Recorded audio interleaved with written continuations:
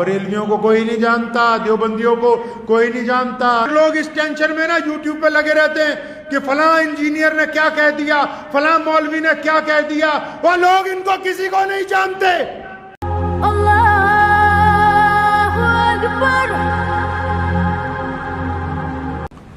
اسلام نے ہمیں تاریخ عطا فرمائی ہے۔ میرے والد مرحوم شیر اسلام مولانا حبیب الرحمن ثانی لدھیانوی رحمۃ اللہ علیہ فرمایا کرتے تھے، پچھلے سال ہمارے درمیان تھے، آج نہیں ہیں،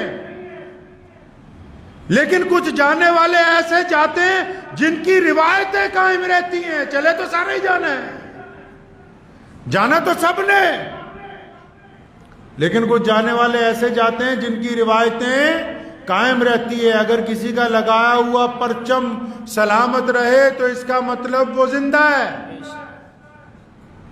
ہمیں بار بار کہا کرتے تھے دو باتیں، رات بھی میں نے ختم قرآن کے موقع پر بتائی تھی، آپ جمعۃ الوداع پڑھنے آئے ہو، آپ کو بھی کہتا ہوں، دو باتیں میرے والد مرحوم رحمۃ اللہ علیہ نے ہمیں سکھائیں، بار بار روزانہ ہی کہہ دیتے تھے۔ فرمایا اللہ کے علاوہ کسی سے ڈرنا نہیں ہے،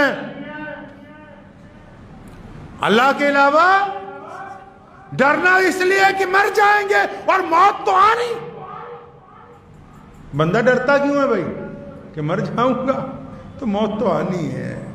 بار بار ہمیں ساری زندگی ایک بات دہرائی کہ اللہ کے علاوہ کسی سے ڈرنا نہیں ہے، اور دوسری بات کھانا کھاتے ہوئے بھی مجھے بار بار کہا کرتے تھے، یہ نہیں کہ آخری زندگی میں، بچپن سے جب ہم چھوٹے تھے تب بھی بار بار کہتے تھے کہ رسول اللہ نے فرمایا تمہاری کامیابی غریبوں میں چھپی ہے، تمہاری کامیابی ضرورت مندوں میں چھپی ہے، تمہاری کامیابی کمزور لوگوں میں چھپی ہوئی ہے۔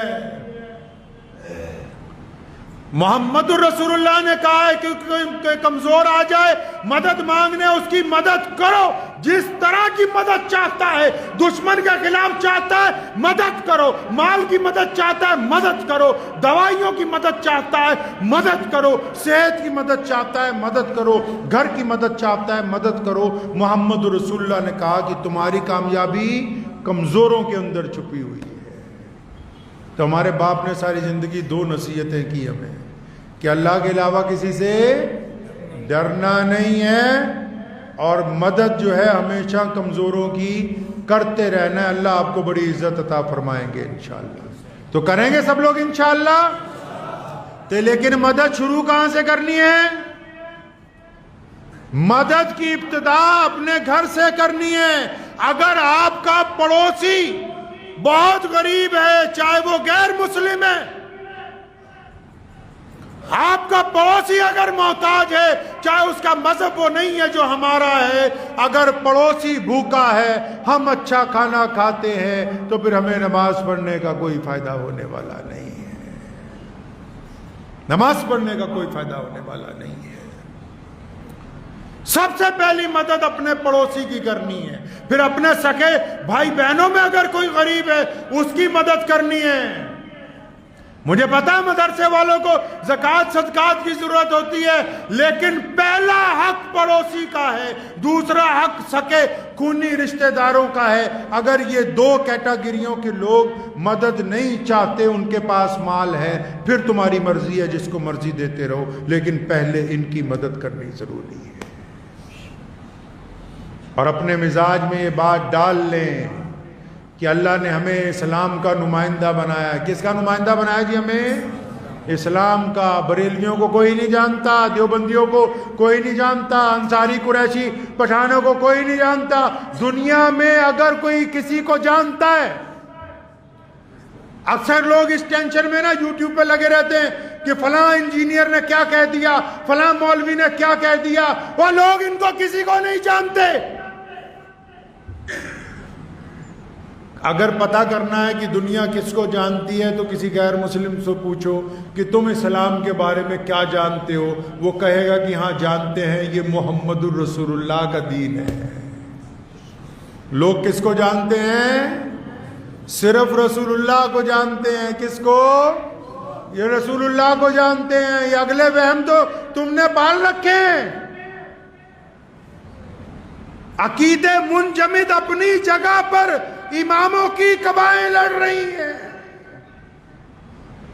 عقیدہ تو اپنی جگہ ہی ہے، یہ اماموں کی کبائیں لڑ رہی ہیں. اگر عقیدہ اپنی جگہ پر صحیح ہوتا تو یہ پہلے یہ کہتے کہ نماز کے ساتھ ماں باپ کی اطاعت کرو, نماز کے ساتھ ظالم کا جواب دو, نماز کے ساتھ غریب کی مدد کرو, نماز کے ساتھ بھائیوں میں محبت پیدا کرو, نماز کے ساتھ بیوی سے رواداری پیدا کرو, نماز کے ساتھ اولاد میں محبت پیدا کرو. یہ تو صرف نماز کی بات کرتے ہیں, اس کی اگلی بات کرتے ہی نہیں. اس کا مطلب یہ صرف ایک دوسرے کو دکھاوے کے لیے لڑ رہے ہیں. تو ہمیں کیا کرنا ہے؟ ہم اسلام کی تصویر ہیں. کون اسلام کی تصویر ہے جی؟ جتنے مسلمان ہیں دنیا میں, اگر آپ کو اسلام کی فوٹو دیکھنی ہو اپنی سیلفی کھینچیے اور دیکھیں. اگر اس سیلفی بری لگ رہی ہے اچھا کیجئے نا اس کو. کوئی غیر مسلم مسجد نہیں آئے گا, آنا بھی نہیں چاہیے, کیونکہ یہ ان کی عبادت گاہ نہیں ہے. وہ کیا کرنے آئے گا مسجد کے اندر؟ اسے نماز نہیں پڑھنی. کسی ہندو بھائی کو, سکھ بھائی کو, دلت بھائی کو, جینی کو, کسی لنگت کو, کسی بھی ٹرائبز کے بڑے آدمی کو, اس نے مسجد میں جا کے میرا بھائی روز کیا کرنا ہے؟ کیونکہ وہ ان کے مذہب کی عبادت گاہ نہیں ہے, لیکن وہ اسلام کو دیکھتے ہیں. مسجد میں آ کے نہیں دیکھتے, وہ اسلام کو عبد الرحمن کی شکل میں دیکھتے ہیں, جنید کی شکل میں دیکھتے ہیں, کاشف کی شکل میں دیکھتے ہیں. وہ اسلام کو جنید کی شکل میں دیکھتے ہیں, عثمان کی شکل میں دیکھتے ہیں, سرفراز کی شکل کے اندر دیکھتے ہیں, اکرام کی شکل کے اندر دیکھتے ہیں. وہ اسلام کو ان شکلوں میں تلاش کرتے ہیں.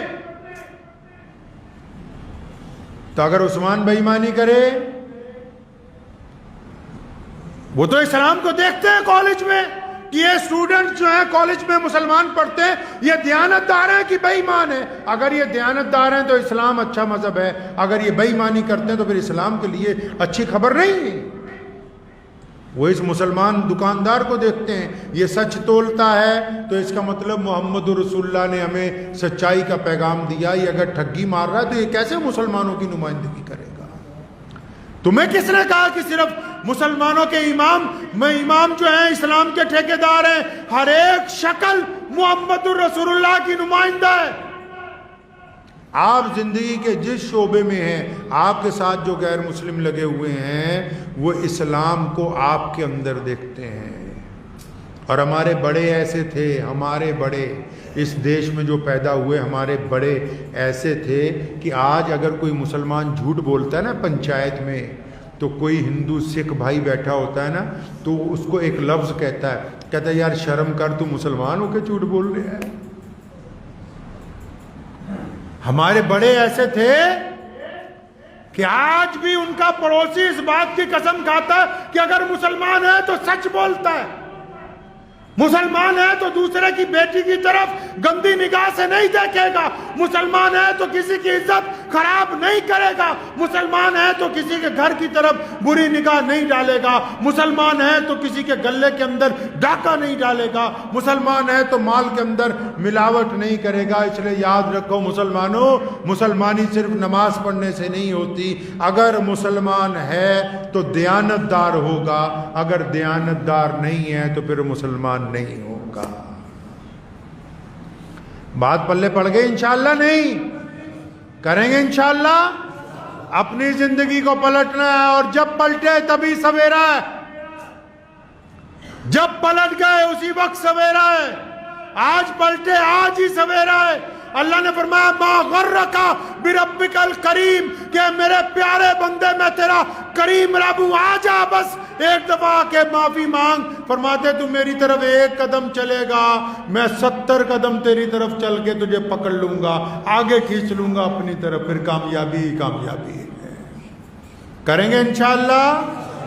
دنیا کی سازشوں سے بے پرواہ ہو جائیں. مجھے کئی مسلمان پوچھتے ہیں کہ فلاں نے یہ کہا, اس کے جواب میں یہ کیوں نہیں کہا؟ او اللہ کے بندے, ہم مسلمان ہیں.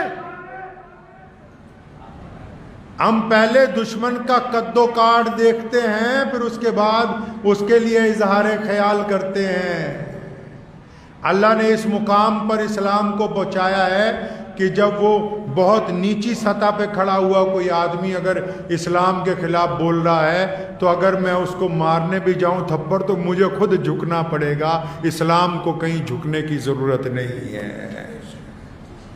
ہم اپنے عمل سے کامیابی کی طرف بڑھتے رہیں گے، اپنے کردار سے، اپنی جرتوں سے، اپنی ایمانی قوت کے ساتھ، کہ دنیا کی کوئی طاقت کچھ کر لے، کلمہ لا الہ الا اللہ محمد الرسول اللہ جو ان رگوں کے اندر چلا گیا ہے، پوری دنیا کی طاقت مل کے ان رگوں سے محمد الرسول اللہ کی محبت نہیں نکال سکتی۔